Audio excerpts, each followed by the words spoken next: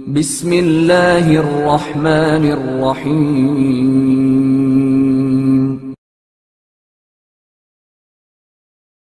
ولایت علی قبول نہ کرنے کا انجام۔ واقعہ غدیر خم کے بعد ایک عرب شخص نے خاتم الانبیاء صلی اللہ علیہ وآلہ وسلم کے قریب آ کر کہا، یا رسول اللہ، آپ نے ہمیں نماز پڑھنے کا حکم دیا، ہم نے نماز پڑھی۔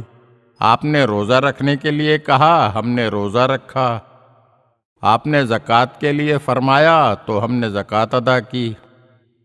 آپ نے حج کے لیے حکم دیا تو ہم نے حج کیا، اور جہاد کرنے کے لیے کہا تو ہم نے جہاد کیا۔ اب یہ آپ نے کیا کیا؟ علی کو اپنا جانشین معین کر دیا۔ ایسا آپ نے خود کیا ہے یا خدا کی طرف سے ہے؟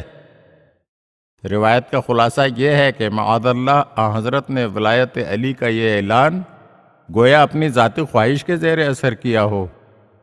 پھر اس عرب نے اپنا سر آسمان کی جانب کر کے بھرے مجمع میں کہا، خداوندا، اگر ولایت علی کا یہ اعلان تیری طرف سے برحق ہے تو میں اسے قبول کرنے کے لیے تیار نہیں ہوں، لہذا آسمان سے عذاب نازل کر کے مجھے ہلاک کر دے۔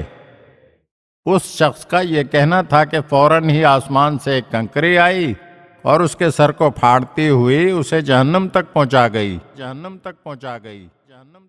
اگر آپ ہمارے چینل کی نئی ویڈیوز دیکھنا چاہتے ہیں تو ہمارے چینل کو سبسکرائب کریں اور گھنٹی کے بٹن کو دبائیے تاکہ ہر آنے والی ویڈیو آپ کو جلد موصول ہو سکے۔ اور ہاں، لائک اور شیئر ضرور کیجیے اور اپنے قیمتی کمنٹ سے ہمیں آگاہ کیجیے۔ شکریہ۔